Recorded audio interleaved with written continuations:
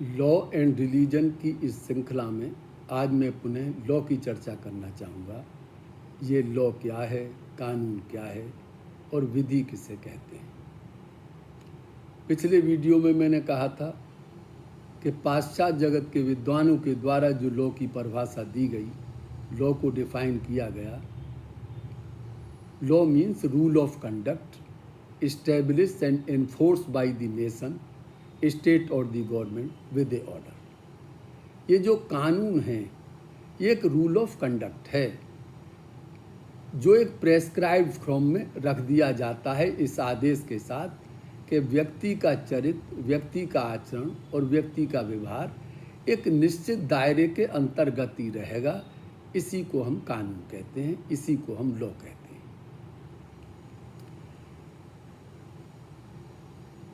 रामचरितमानस का जब प्रारंभ गोस्वामी तुलसीदास जी ने किया तो उनकी ये सोच थी कि समाज में कोई भी व्यक्ति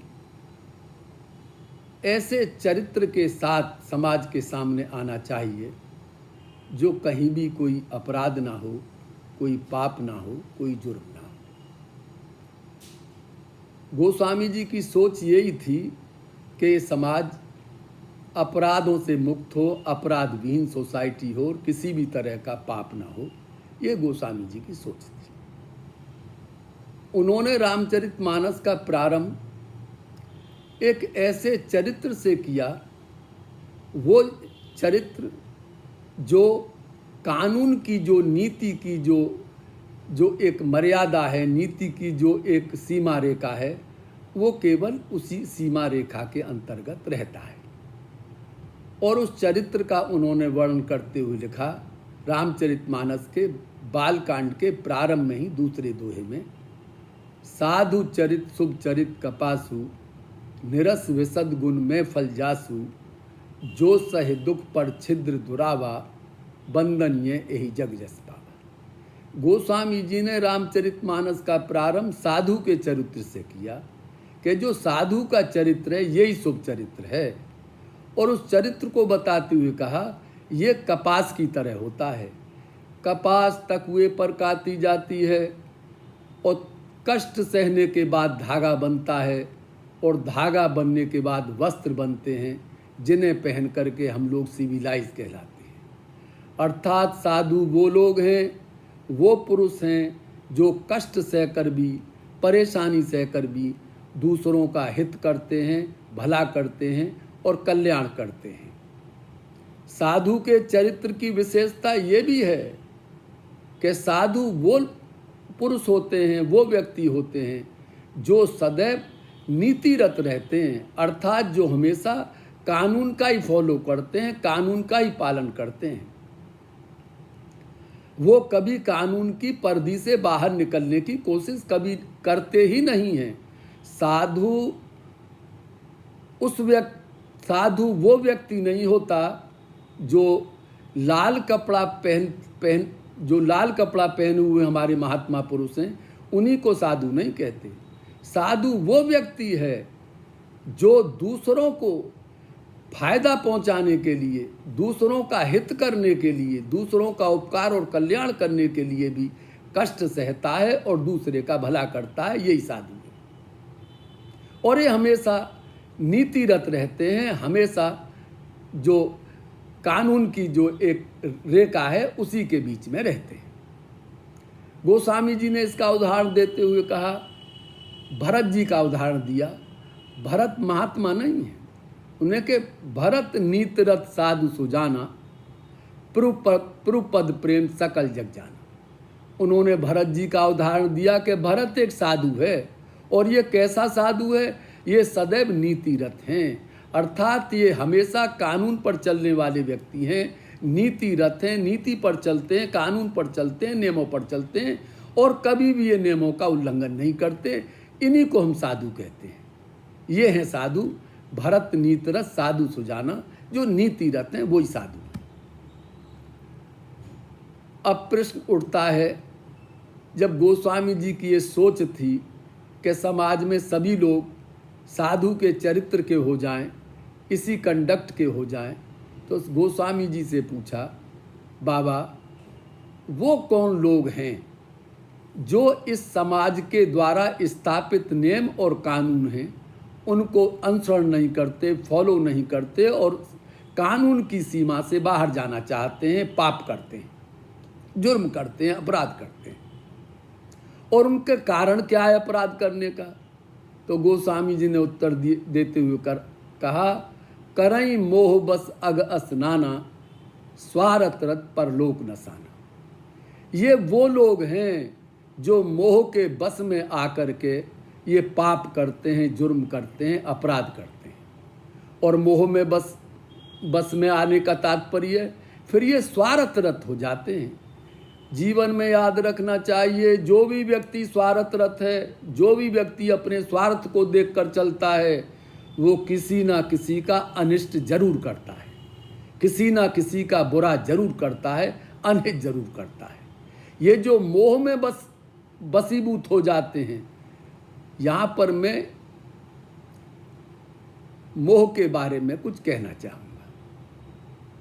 मोह और अज्ञान में थोड़ा सा अंतर होता है। अज्ञान का तात्पर्य तो ये है जहाँ व्यक्ति को ज्ञान नहीं है, बोध नहीं है, जानकारी नहीं है, समझ नहीं है, ये तो है अज्ञान। लेकिन मोह अज्ञान से अलग होता है। मोह एक संस्कृत का शब्द है। मोह का अर्थ होता है चेतना की हानि। मोह का अर्थ होता है बेहोश हो जाना, मूर्छित हो जाना, अर्थात जान करके भी उस कार्य को करना ये गलत है, इसी का नाम मोह है। संसार में जितने भी अपराधी अपराध करते हैं उनके मूल में केवल ये मोह ही है जो सारे अपराधों की जड़ है। ये मोह ही पाप कराता है, ये मोह ही जुर्म कराता है। और इस मोह के चलते व्यक्ति अपराध करता है और स्वार्थ में वो पड़ जाता है। बड़ी प्रसिद्ध चौपाई गोस्वामी जी ने रावण के चरित्र को लेकर लिखी, रावण गयो जहां मारीचा, नाय मात स्वार्थ रत नीचा। आज ये स्वार्थ रत है, सीता जी के हरण की योजना बनाकर मारीच के पास जा रहा है, अर्थात ये किसी का अनिष्ट करेगा। इसी को कहते हैं स्वार्थ रत और इसी को मोह कहते हैं। बड़ी प्रसिद्ध कथा आती है रामचरितमानस के सुंदर कांड में। हनुमान जी महाराज को रावण के दरबार में लाया जाता है और वहां रावण और हनुमान जी का बहुत बड़ा संवाद होता है। हनुमान जी शंकर जी के अवतार हैं, रुद्र के अवतार हैं, साक्षात शंकर हैं। और ये रावण शंकर भगवान का शिष्य है। हनुमान जी इस चीज को पहचान रहे हैं कि मेरे सामने जो व्यक्ति खड़ा है, जिससे मैं संवाद कर रहा हूं, वो कोई और नहीं, वो मेरा शिष्य ही है। ये केवल गुरु ही इतनी कृपा कर सकता है। राम चरण पंकज उर्धरहु, लंका अचल राज तुम करो। हनुमान जी रावण से कहते हैं, रावण तू लंका का अचल राज करना, लेकिन भगवान श्री राम के चरणों को अपने हृदय में धारण कर ले। बस गुरु का यही दायित्व है। जो अपने शिष्य को भगवान के चरणों में लगा दे, भगवान के चरणों की ओर आमुख कर दे, यही गुरु का दायित्व है। बालकांड में जब वंदना की जाती हैं तो प्रारंभ में वंदना करते हुए यही कहा गया, बंदऊ गुरुपद कंज, कृपा सिंधु नर रूप हर, महामोह तम पुंज, जास वचन रव करने कर। ये जो मोह रूपी अंधकार होता है, इसे छांटने के लिए जो गुरु के वचन हैं वो सूर्य की किरणों की भांति होते हैं। हनुमान जी के सामने रावण है और दोनों में संवाद चल रहा है। गुरु की दायित्व का पालन करते हुए हनुमान जी महाराज अपने शिष्य को समझा रहे हैं, हे रावण, मोह मूल बहुसूल प्रत्याग उत्तम अभिमान, और भजौ राम रघुनायक कृपा सिंधु भगवान। यही गुरु का दायित्व है, जो अपने शिष्य को भगवान के चरणों की ओर प्रेरित कर देता है, वही गुरु है। और हनुमान जी ने एक बहुत बड़ी बात रावण के सामने कही, मोह मूल बहुसूल प्रत। हम अपने जीवन में जितने भी कष्ट और सूल और दुख देखते हैं, उसके मूल में, उसकी रूट में, उसके जड़ में ये मोह ही है। बोले इस मोह के लिए त्याग दे, और कहा मोह मूल बहुसूल प्रद त्याग उत्तम अवमान। गोस्वामी जी ने तम का प्रयोग किया। तम अवमान का अर्थ होता है तमोगुणी अवमान। यहां पर मैं अभिमान और अहंकार के अंतर को थोड़ी सी स्पष्ट करने की कोशिश करूंगा। ये जो अहंकार होता है, अहंकार का अर्थ होता है जहां व्यक्ति अपने अहम को आकार देता है। अहंकार का सीधा सा अर्थ है प्रतियोगिता में अपने को सामने वाले के बराबर लाकर खड़ा कर देना ही अहंकार कहलाता है। जैसे मान लीजिए आपके पास कार है, आप कार वाले हैं, अब पड़ोसी भी आपका कार ले आया, तो पड़ोसी उस कार को लेकर आपके सामने जरूर आएगा कि देखो भाई, अब हम भी कार वाले हो गए, आप ही कार वाले नहीं हैं, अब मैं भी आपके बराबर हो गया हूं। इसी को हम अहंकार कहते हैं। रामचरितमानस के बालकांड में जो प्रसंग आता है नारद जी का, जब वो काम पर विजय प्राप्त कर लेते हैं तो उनको ये अहंकार होता है कि काम को तो भगवान शंकर ने जीता था। तो अब नारद जी को भी अहंकार हो जाता है कि अब तो मैं शंकर जी के बराबर हो गया, अगर काम को उन्होंने जीता है तो काम को मैंने भी जीत लिया। यह अहंकार। लेकिन अभिमान का अर्थ होता है जहां व्यक्ति अपने सामने किसी को भी कुछ ना समझे, केवल अपने के लिए श्रेष्ठ समझे, सामने वाले जितने भी बैठे हैं उसमें अपनी ही श्रेष्ठ समझना, यही अभिमान है।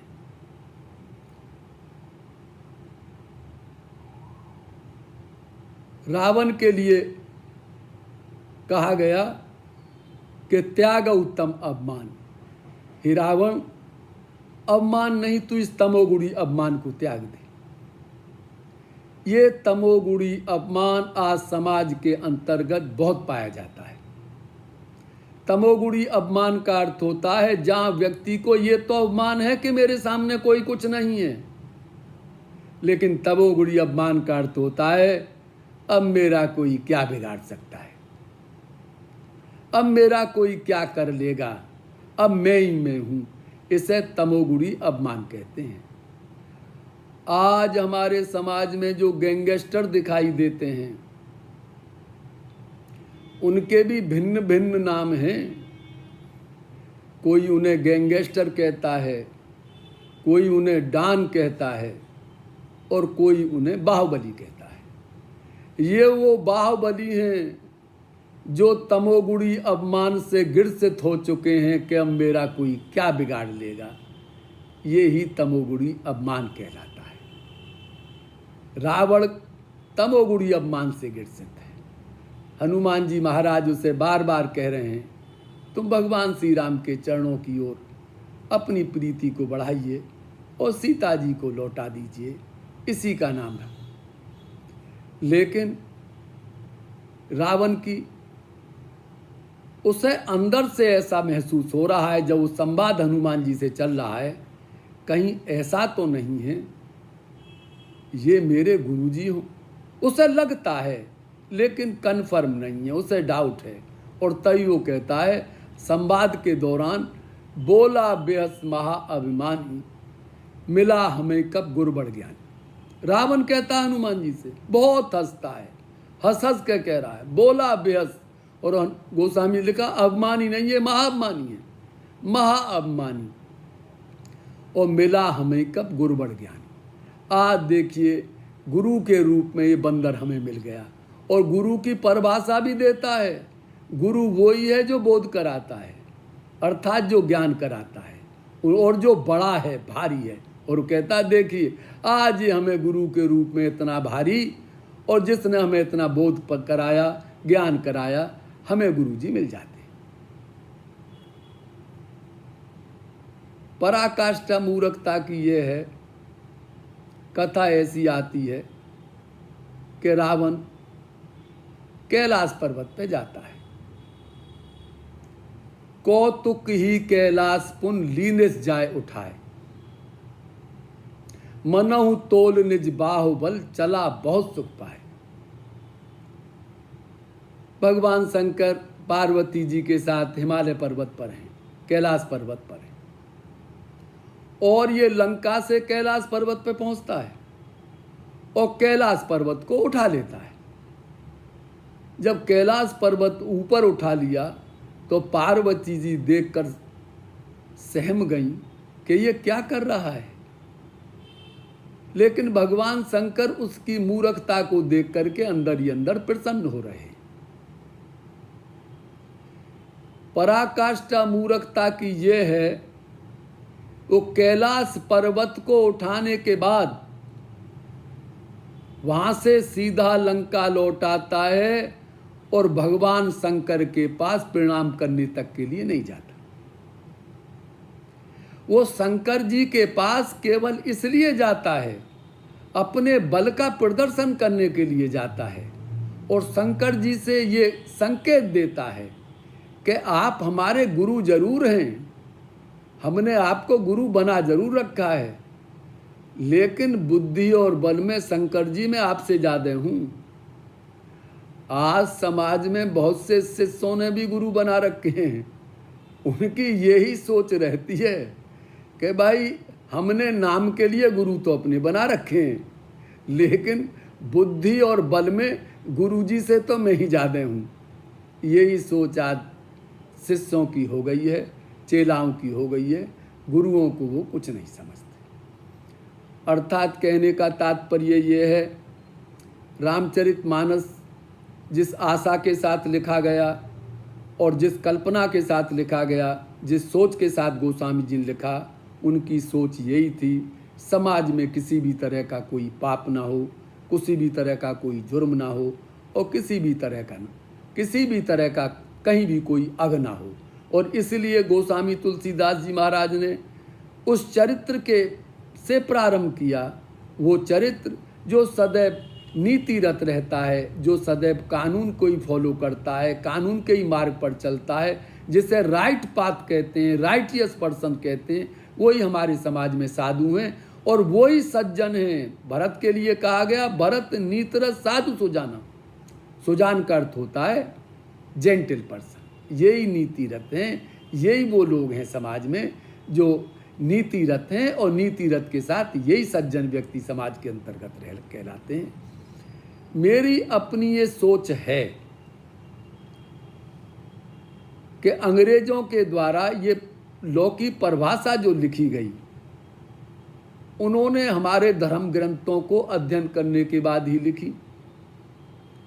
मानस का प्रारंभ गोस्वामी जी इसी कंडक्ट से करते हैं, जिसकी परिभाषा वो कंडक्ट के नाम से ही देते हैं, रूल ऑफ कंडक्ट। हमारे सनातन धर्म में जितने भी ग्रंथ लिखे गए हैं, चाहे वेद लिखे गए हों, चाहे पुराण लिखे गए हों, चाहे उपनिषद लिखे गए हों, गीता महाभारत रामायण लिखे गए हों, वो सब के सब समस्त मानव जाति के कल्याण के लिए लिखे गए हैं।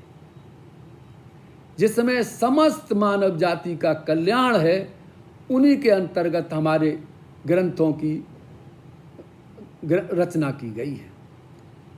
हमारे जितने भी हिंदू मंदिर हैं, कथा के अंत में जो उद्घोष लगता है, जो जयकारा बोला जाता है, वो यही बोला जाता है, विश्व का कल्याण। विश्व का कल्याण। यही हमारे धर्म की, सनातन धर्म की एक टीचिंग है, एक शिक्षा है जो सबके लिए देती है।